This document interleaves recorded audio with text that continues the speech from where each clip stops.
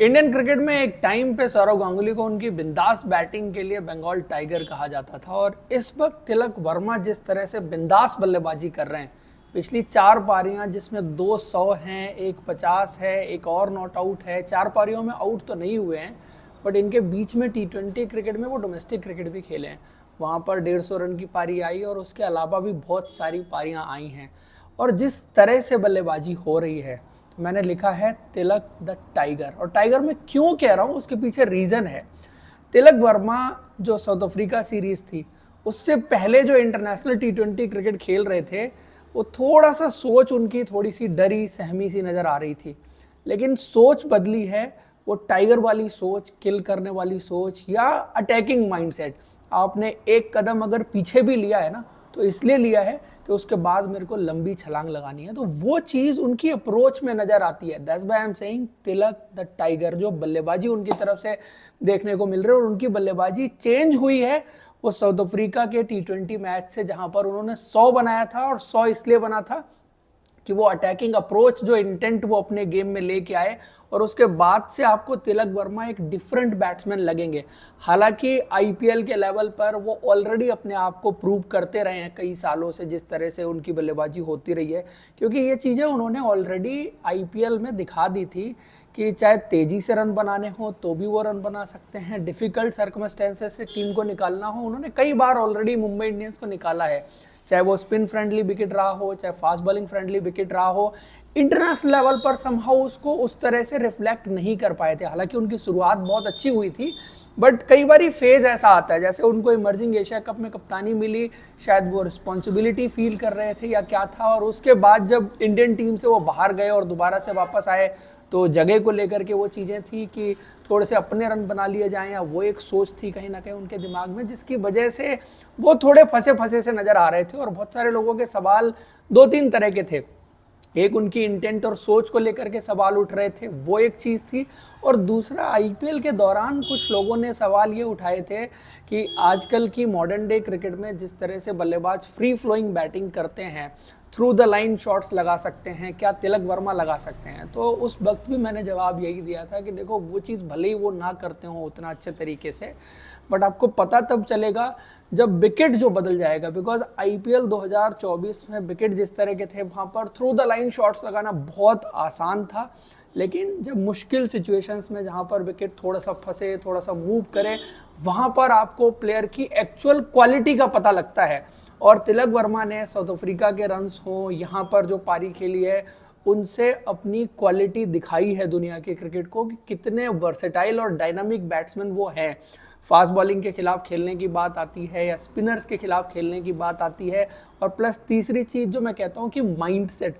इस लेवल पर इंडिया में जितने भी प्लेयर्स आ रहे हैं ना, आप सब में एक चीज़ देख रहे हैं ना, टैलेंट सबके पास है, एबिलिटी सबके पास है।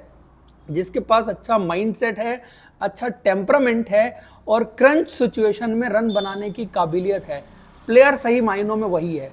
बाकी सब compete कर रहे हैं। आपको जो डिफरेंट नज़र आएगा वो वही नज़र आएगा जिसका माइंडसेट, टेम्परामेंट और क्रंच सिचुएशन में रन बनाने की काबिलियत ज़्यादा अच्छी होगी, जो कि तिलक वर्मा दिखा रहे हैं, उन्होंने इस सीरीज़ में भी दिखाई है। और प्लस अगर उनकी स्किल सेट की भी बात करें, फास्ट बॉलिंग, शॉर्ट पिच गेंद, जहां पर संजू सैमसन स्ट्रगल कर रहे हैं, अभिषेक शर्मा स्ट्रगल कर रहे हैं। हालांकि इन बल्लेबाजों की वो कमजोरी है, और थोड़ा सा जो एक्स्ट्रा पेस आपको आर्चर और वुड से देखने को मिल रही है, जिसकी वजह से ये दोनों ओपनर स्ट्रगल कर रहे हैं। तो क्या होता है कि जब सामने क्वालिटी गेंदबाज आता है तो आपको क्वालिटी बल्लेबाज का पता चलता है, तो वो चीज़ है। और इस पारी में जिस तरह से दूसरे एंड से विकेट गिर रहे थे, उन्होंने एक एंड होल्ड करके रखा, और जिस तरह से फिनिश किया, जो कामनेस आपको नजर आएगी, वो मुझे लगता है कि सबसे बड़ी हाईलाइट है। और भले ही T20 क्रिकेट है, आपको एक बल्लेबाज ऐसा चाहिए जो इस तरह की पारियां भी खेल सके। बीच में एक सोच ये उठी थी कि नहीं, एक एंकर होना ही चाहिए। मैं कहता हूं कि T20 क्रिकेट में एंकर की जरूरत नहीं है। आपके पास कुछ बल्लेबाज ऐसे होने चाहिए, जैसे तिलक वर्मा, जरूरत पड़ने पर वो तेजी से 47 गेंद में 100 बनाने की काबिलियत भी रखते हैं आपके लिए। और जिस दिन आपको जरूरत ऐसी पड़ी, उन्होंने 55 गेंद पे 72 रन की पारी भी खेली है। तो इस तरह की वर्सटैलिटी टीम में जरूर होनी चाहिए, और एक आधा प्लेयर आपके पास जरूर होना चाहिए। बिकॉज T20 क्रिकेट कितना भी रन्स बनने लग जाए, कितना भी आगे बढ़ जाए, लेकिन कभी कभी दिन ऐसे आते हैं जहां पर आपको ये देखना होता है कि टीम लाइन कैसे क्रॉस करेगी, और ये डिफाइन करता है प्लेयर्स की जो वर्सटैलिटी है, जो डायनामिक बल्लेबाजी है, और उसकी उन्होंने कहीं ना कहीं इस पारी से डिफाइन की है। स्पेशली शॉर्ट पिच बॉल्स को उन्होंने जिस तरह से खेला, और आप देखेंगे ना कि ये पारी बहुत फ्लुएंट पारी नहीं थी कि आप आए और आपके बॉल बंद से बढ़िया शॉट्स लग रहे हैं और टाइमिंग बड़ी अच्छी हो रही है, विकेट बहुत अच्छा है। ना तो ये विकेट बहुत अच्छा था कि जैसे कोलकाता में विकेट था, बहुत अच्छा विकेट था, खास करके जैसे वहाँ मैच आगे होता गया तो विकेट बेटर होता गया, बट यहाँ पर क्या था कि टिपिकल चेन्नई विकेट से थोड़ा सा बेटर था। स्पिनर्स को थोड़ी सी मदद थी, हल्का सा बॉल होल्ड कर रही थी, तो वो भी एक चीज़ हो जाती है कि आपको बॉल टाइम करना यहाँ पर मुश्किल होता है। और प्लस जो है जोफ्रा आर्चर, भले ही उनके लिए बहुत एक्सपेंसिव दिन रहा हो, लेकिन उस एक्सपेंसिव दिन को बनाने का काम जो किया वो तिलक वर्मा ने किया। जिस तरह से उनके खिलाफ उन्होंने रन्स मारे, थोड़े बहुत लकी भी रहे जिस तरह से गए हैं, लेकिन आप देखो जो प्रीएम्प्ट किया उन्होंने कि शॉर्ट पिच गेंद कब आने वाली है, आगे वाली गेंद कब आने वाली है, तो मेंटली कहीं ना कहीं वो जोफ्रा आर्चर से उस माइंड गेम में आगे थे और बहुत अच्छी तरीके से उन्होंने शॉर्ट पिच गेंद को खेला।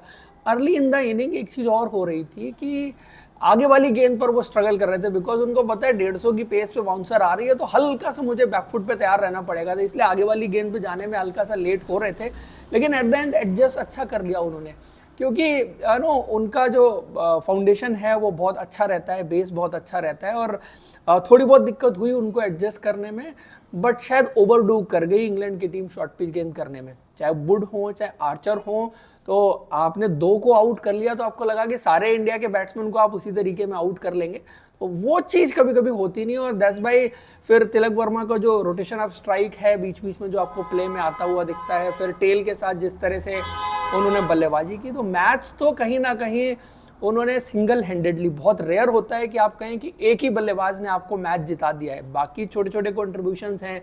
रवि बिश्नोई का कॉन्ट्रीब्यूशन भी बहुत इंपॉर्टेंट है। अर्शदीप सिंह बहुत गलत टाइम पे गलत शॉट खेल के गए, शायद उस वक्त पर बनता नहीं था, बट कई बार सोच ये रहती है ना जब आप बहुत पॉजिटिव होते हैं कि यार इस गेंद पे चौका मार दूं, लास्ट बॉल है, फिर अगली गेंद पे वो आएगा और रन भी कम हो जाएंगे और शायद मेरे विकेट की वो इंपॉर्टेंस भी नहीं है, तो निगेटिव साइड पे गया वो, जरूर कैच आउट हुआ। समटाइम्स आप इसको ऐसे भी कहते हैं कि यार नहीं मारना चाहिए था, समटाइम्स आप कहते हैं कि यार शॉट तो मारा था और कनेक्ट होता 6 जाता, उसके बाद सब तालियां बजाते, जैसे रवि बिश्नोई ने लास्ट बॉल पे चौका मारा था। तो सिलेक्शन ऑफ शॉट में कहूंगा कि हवा में मारना, रवि बिश्नोई ने मारा था वो फ्लिक मारा था, वो बॉल अगर नॉर्मली खेलते बाउंड्री तक नहीं भी जाती तो 1 या 2 रन मिलता, अच्छा टाइम हुआ उधर गया तो चौका मिला। तो ये गेम में चीज़ें देखने को मिलती रहती हैं। बाकी अगर आप गेम की बात करें, इंडिया और इंग्लैंड जो दूसरा T20 मैच था, विकेट चेन्नई जैसा जैसा आप देखते हैं कुछ वैसा ही आपको देखने को मिला, और इंडिया स्पिनर्स पर बहुत ज़्यादा रिलाय कर रही है।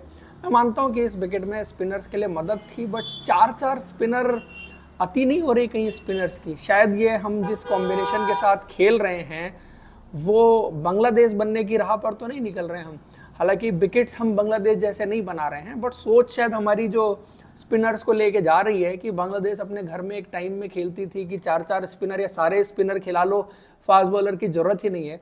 उससे क्या हुआ, बांग्लादेश की क्रिकेट कितने साल सफ़र करती रही, और अल्टीमेटली जब आप देख रहे हैं उन्होंने थोड़ा सा फास्ट बॉलर्स को ऊपर लाना शुरू किया है, तो चीज़ें उनके लिए बेटर होती हुई नज़र आ रही हैं। तो इसलिए जो है वो क्रिकेट, आप एक शॉर्ट टर्म सोच के साथ चल रहे हैं, आपको नतीजे मिल रहे हैं तो आपको लगता है कि सब कुछ अच्छा है, बट लॉन्ग टर्म में जब आप देखेंगे ये सोच सही नहीं है, जहाँ पर आप स्पिनर्स एकदम बढ़ाते हुए चले जा रहे हैं और फास्ट बॉलर को एकदम से ख़त्म करते हुए चले जा रहे हैं। आप क्रिकेट का ये ऐसा गेम है ना कि टीम गेम आप इसको कहते हैं, और टीम गेम में आपको सबको साथ में लेके चलना जरूरी है, वो इंडिविजुअल प्लेयर्स को भी साथ में लेके चलना बहुत ज़रूरी है कि जब आप एक प्लेयर को चढ़ाते हैं और दूसरे का कॉन्फिडेंस गिराते हैं, वो भी आपकी टीम के लिए अच्छा नहीं है। और कोई एक चीज़ को आप बहुत स्ट्रांग कर लेते हैं और दूसरी चीज़ को कमज़ोर छोड़ देते हैं, तो आपको गिवन डे पर वही चीज़ फिर कहीं ना कहीं बड़े मैच में हार का कारण भी बनती है।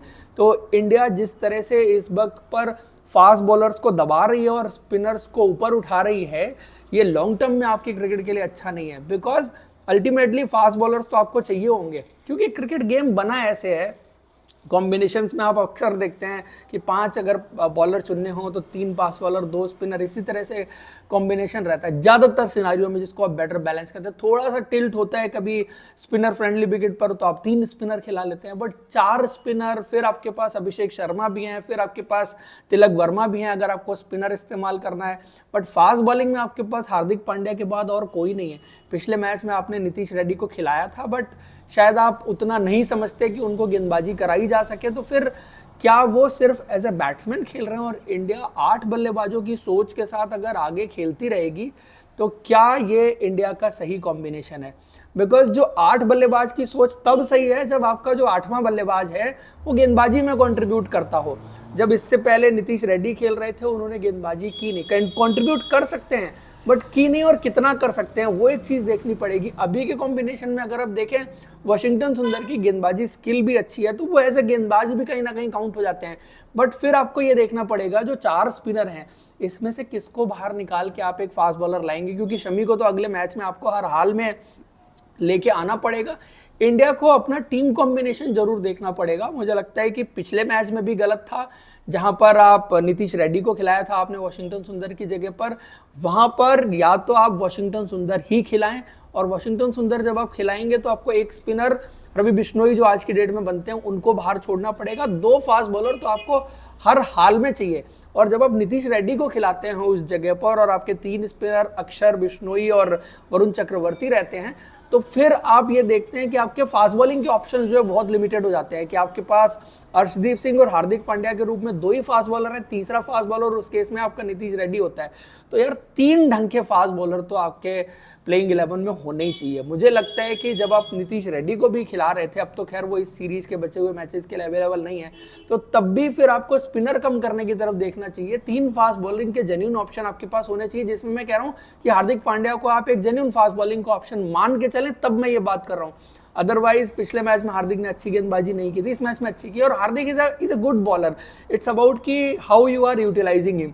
वो ऐसा नहीं है कि बहुत ऑलराउंड और बहुत बड़े T20 के गेंदबाज हैं, बट एज ए ऑलराउंडर एक गेंदबाज की जितनी काबिलियत होनी चाहिए, जो कंट्रीब्यूशन होना चाहिए, उससे हमेशा हार्दिक पांड्या जो है वो ज़्यादा ही कंट्रीब्यूट करते हैं।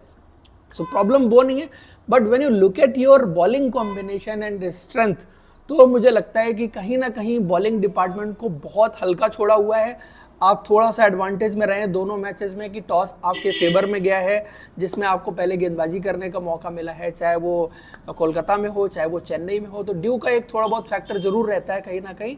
सो इंडिया अभी तक इस सीरीज में जो है वो एडवांटेज में रही है। दूसरी तरफ इंग्लैंड को अगर आप देखें, सो इंग्लैंड कहीं ना कहीं जो स्पिनर्स के खिलाफ फंस रही है, वो उनकी सबसे बड़ी प्रॉब्लम है। वरुण चक्रवर्ती का उनको समझ ही नहीं आ रहा कि वरुण चक्रवर्ती को खेलना किस तरह से है, तो वो एक चीज़ बहुत बड़ी हो जाती है।